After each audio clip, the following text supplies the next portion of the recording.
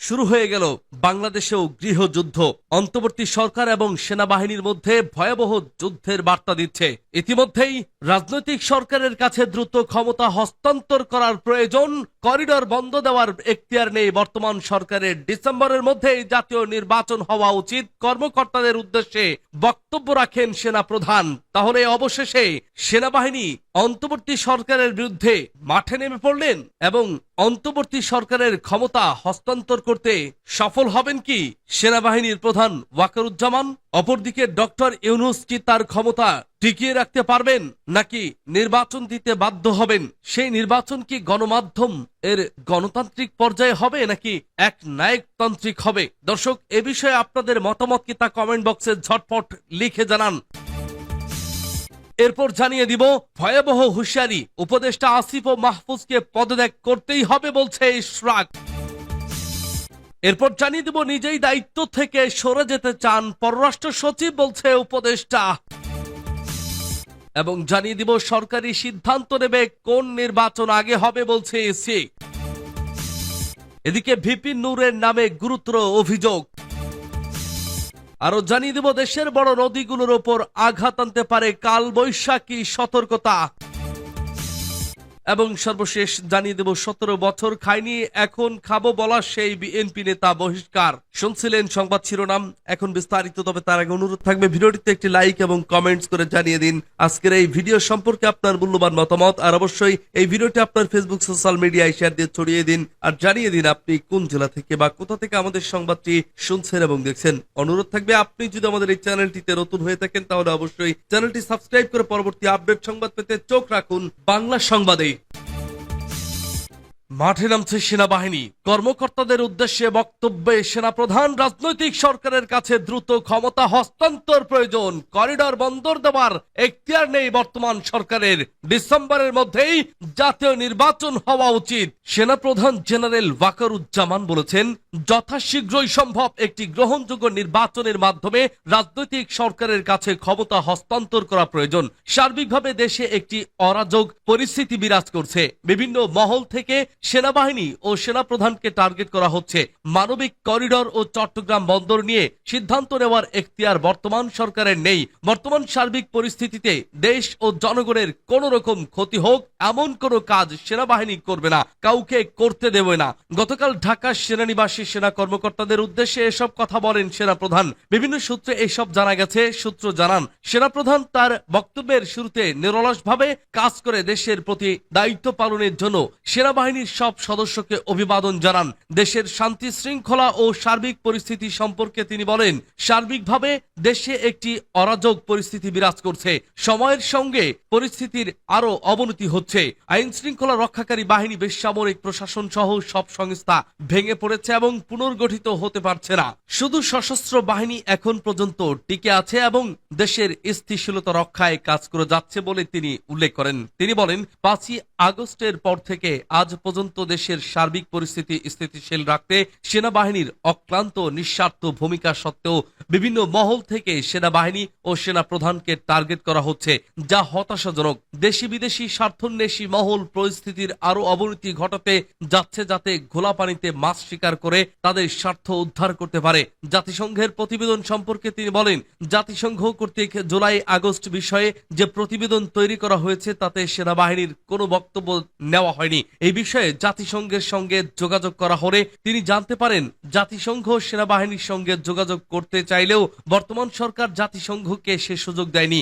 সংস্কার সহ বিভিন্ন জাতীয় গুরুত্বপূর্ণ বিষয়ে সরকার কি সিদ্ধান্ত নিচ্ছে বা কিভাবে নিচ্ছে সে বিষয়ে দেশবাসীর পাশাপাশি তিনি এবং সেনাবাহিনী অবগত নন বলে হতাশা ব্যক্ত করেন।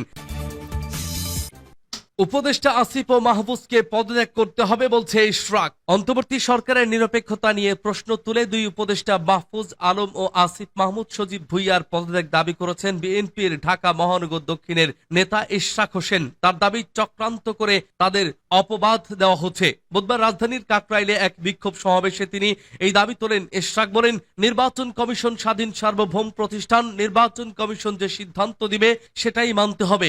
এই দিন সন্ধ্যা 7টার দিকে রাজধানীর কাকরাইল মসজিদের সামনে সমর্থক আন্দোলনকারীদের সঙ্গে দেখা যায় ইশরাক হোসেনকে। সেখানে থাকা সমর্থকরা তাকে পেয়ে উচ্ছ্বসিত হন, বিভিন্ন স্লোগানে মাতিয়ে তোলেন পুরো এলাকা। সমাবেশে ইশরাক বলেন, একটি নতুন দল যাদের নিয়ে আমি আশাবাদী ছিলাম, কিন্তু দল গঠন করার পর সরকারের মধ্যে এদের অংশ রয়ে গেল, কাজেই নিরপেক্ষ সরকার আমরা পাইনি। সরকারের মধ্যে অনেকেই আছে যারা বিএনপি যাতে নির্বাচনে ভালো করতে না পারে সে চক্রান্ত করছে। সরকারের ভেতর থেকে বিচার বিভাগের উপর হস্তক্ষেপ করা হয়েছে অভিযোগ তুলে ইশরাক বলেন, নির্বাচন কমিশনের উপর চাপ প্রয়োগ করছে। তাহলে কি আশা করা যায় যে এই সরকারের অধীনে জাতীয় নির্বাচন হতে পারে? তিনি আরো বলেন, আমরা কি আরেকটা স্বৈরাচারী সরকার তৈরি হতে দিতে পারি? আমরা হাসিনাকে যেভাবে বিদায় করেছি সেভাবে সকল স্বৈরাচার সরকারকে বিদায় করতে পারবো? মেয়র হওয়া প্রসঙ্গে তিনি বলেন, মেয়র বুঝি না, এই সরকার নিরপেক্ষ নয়, তা সবার সামনে উন্মোচিত। আসিফ মাহমুদ, সজীব ভুইয়া ও মাহফুজ আলমকে পদত্যাগ করতেই হবে। তারা পদত্যাগ করে নিজেদের রাজনৈতিক দলের হয়ে কাজ করুক, কিন্তু সরকারের থেকে এসব করা যাবে না। তিনি বলেন, পেছনে ফেরার কোনো সুযোগ নাই, যতদিন দাবি মানা হবে না ততদিন আমরা এখান থেকে যাব না। নিজেই দায়িত্ব থেকে সরে যেতে চান পররাষ্ট্র সচিব, বলছে উপদেষ্টা। অপসারণের কোনো বিষয় নেই, নিজে থেকেই জসিমউদ্দিন পররাষ্ট্র সচিবের দায়িত্ব থেকে সরে যেতে চান বলে জানিয়েছেন পররাষ্ট্র উপদেষ্টা তৌহিদ হোসেন। বুধবার বিকেলে পররাষ্ট্র মন্ত্রণালয়ে সাম্প্রতিক ইস্যুতে প্রেস ব্রিফিং এ তিনি এই কথা জানান। সাংবাদিকদের এক প্রশ্নের জবাবে পররাষ্ট্র উপদেষ্টা বলেন, পররাষ্ট্র সচিব জসিমউদ্দিন নিজেই তার দায়িত্ব থেকে চলে যেতে চান। তার দায়িত্ব পরিবর্তন হবে, 2-1 দিনের মধ্যেই তিনি চলে যাবেন। সে সময় নতুন পররাষ্ট্র সচিব চূড়ান্ত হবে। এদিকে প্রতিমন্ত্রী মর্যাদায় প্রধান উপদেষ্টার পররাষ্ট্র বিষয়ক বিশেষ সহকারী সফিউর রহমানের দায়িত্বে পরিবর্তন আসতে পারে বলেও জানান তৌহিদ হোসেন। পররাষ্ট্র মন্ত্রণালয় সূত্রে জানা গেছে, মন্ত্রণালয়টির ভারপ্রাপ্ত সচিব হিসেবে দায়িত্ব নিতে যাচ্ছেন মোহাম্মদ নজরুল ইসলাম। নজরুল ইসলামের আগে বাহরাইনে বাংলাদেশের রাষ্ট্রদূত হিসেবে দায়িত্ব পালন করেছেন। বর্তমান পররাষ্ট্র সচিব আগামী 2-1 দিনের মধ্যে বেশ কয়েক মাসের জন্য ছুটিতে যাচ্ছেন। ছুটি থেকে ফিরে তিনি উত্তর আমেরিকা মহাদেশের কোনো মিশনে রাষ্ট্রদূত হিসেবে যোগদান করতে পারেন। সরকারি সিদ্ধান্ত নেবে কোন নির্বাচন আগে হবে, বলছে ইসি। সরকারি সিদ্ধান্ত নেবে কোন নির্বাচন আগে হবে বা পরে হবে বলে জানিয়েছে নির্বাচন কমিশনার ব্রিগেডিয়ার জেনারেল অবসরপ্রাপ্ত আবুল ফজল মোহাম্মদ সানাউল্লাহ। তিনি আরো বলেন, দল ও প্রার্থী নির্বাচনী প্রচার বিধিমালা এবং ভোট কেন্দ্র স্থাপন নীতিমালা নিয়ে বৈঠক করেছে। দুটোই বিশদভাবে আলোচনা হয়েছে। তবে রাজনৈতিক কর্মকাণ্ড নিয়ে আমরা কোনো মতামত দিতে চাই না। রাজধানীর আগারগাঁওয়ের নির্বাচন ভবনে বুধবার দুপুরে কমিশন সভা শেষে এক সংবাদ সম্মেলনে নির্বাচন কমিশনার এসব কথা বলেন। খসড়া নীতিগতভাবে অনুমোদন হয়েছে উল্লেখ করে আবুল ফজল মোহাম্মদ সানাউল্লাহ বলেন, সংশ্লিষ্ট কমিটি এ নিয়ে কাজ করে কমিশনের কাছে উপস্থাপন করবে। তবে সংস্কার উদ্যোগের সঙ্গে সম্পৃক্ত আছে, অপরাপর সংশোধনীর বিষয় আছে। ততদিন পর্যন্ত হয়তো আমাদের অপেক্ষা করা লাগতে পারে এ জিনিসগুলো চূড়ান্ত করার জন্য। তবে নীতিগত অনুমোদন হয়েছে নীতিমালার খসড়া। আচরণ বিধিমালার সঙ্গে সংস্কার কার্যক্রম জড়িত, সেটা হলেই এটা চূড়ান্ত করা হবে। এনসিপির আন্দোলন নিয়ে আবুল ফজল মোহাম্মদ সানাউল্লাহ কথা বলেছেন। তিনি বলেন, রাজনৈতিক কর্মকাণ্ড নিয়ে আমরা কোনো মতামত দিতে চাই না। স্থানীয় নির্বাচন তারা আগে চাচ্ছে এমন প্রশ্নের জবাবে তিনি বলেন, নির্বাচনের সিকোয়েন্স কোনটা আগে হবে কোনটা পরে হবে এটা পরিবর্তিত পরিস্থিতিকে নির্বাচন কমিশনের হাতে নাই।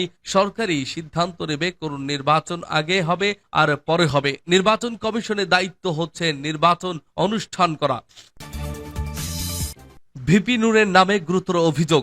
গণ অধিকার পরিষদের সভাপতি নুরুল হক নূরের বিরুদ্ধে গুরুতর অভিযোগ উঠেছে। পছন্দের ঠিকাদার কাজ না পাওয়ায় ঢাকা উত্তর সিটি কর্পোরেশনের নগর ভবনের সামনে তিনি বিশৃঙ্খলা করেছে বলে জানিয়েছে প্রতিষ্ঠানটি। বুধবার বিকেলে ডিএনসিসির জনসংযোগ কর্মকর্তা ফারজানা ববি স্বাক্ষরিত এক সংবাদ বিজ্ঞপ্তিতে এ তথ্য জানানো হয়েছে। বিজ্ঞপ্তিতে বলা হয়েছে, ঢাকা উত্তর সিটি কর্পোরেশনের অতিরিক্ত প্রধান প্রকৌশলী মোহাম্মদ আরিফুর রহমানকে গণ অধিকার পরিষদের সভাপতি নুরুল হক তার পছন্দের ঠিকাদার কাজ দেওয়ার জন্য চলতি মাসের 18 তারিখ মুঠোফোনে ফোন করে। অতিরিক্ত প্রধান প্রকৌশলী তাকে পাবলিক প্রসিকিউটরমেন্ট আইন ও পাবলিক প্রকিউরমেন্ট বিধিমালার আইনি বিষয়গুলো ব্যাখ্যা করেন এবং আইনের বাইরে গিয়ে কোনো কিছুর জন্য চাপ প্রয়োগ করে আর ডিএনসিসির অফিসে তালা লাগানোর হুমকি দেন। মঙ্গলবার বিকেল 3টায় গুলশান 2 এর নগর ভবনের সামনে কিছু লোক নিয়ে গণ অধিকার পরিষদের ব্যানারে বিশৃঙ্খলা সৃষ্টি ও ডিএনসিসি প্রশংসার বিরুদ্ধে স্লোগান দিতে থাকে, যাতে ডিএনসিসির স্বাভাবিক কার্যক্রম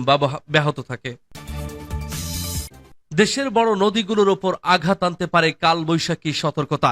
যমুনা, পদ্মা, মেঘনা সহ দেশের সব বড় নদীর ওপর দিয়ে শক্তিশালী কালবৈশাখী ঝড় অতিক্রম করতে পারে বলে সতর্ক করেছেন আবহাওয়াবিদ মোস্তফা কামাল পলাশ। বুধবার বেসরকারি আবহাওয়া বিষয়ক ওয়েবসাইটে আবহাওয়া.com এর এই প্রধান আবহাওয়াবিদ ফেসবুকে নিজের আইডিতে এক পোস্টে এ তথ্য নিশ্চিত করেছেন। পোস্টে মোস্তফা কামাল পলাশ লেখেন, বাংলাদেশ অভ্যন্তরীণ নৌ চলাচল কর্তৃপক্ষের দৃষ্টি আকর্ষণ করছে, আজ বুধবার অর্থাৎ 21শে মে দিবাগত রাতে দেশের দক্ষিণাঞ্চলের নদ ও নদীগুলোতে নৌ চলাচল প্রচন্ড রকমের ঝুঁকিপূর্ণ হবে। কারণ হিসেবে তিনি বলেন, আজ রাত 9টার পর থেকে আগামীকাল বৃহস্পতিবার সকাল 8টার মধ্যে রাতে যমুনা, পদ্মা, মেঘনা সহ দেশের সব বড় বড় নদীর উপর দিয়ে শক্তিশালী কালবৈশাখী ঝড় অতিক্রম করবে। পরামর্শ দিয়ে তিনি আরো বলেন, সবচেয়ে নিরাপদ হবে যদি আজ রাতে নৌ চলাচল বন্ধ ঘোষণা করা হয় দেশের দক্ষিণাঞ্চলের নদ ও নদীগুলোয়।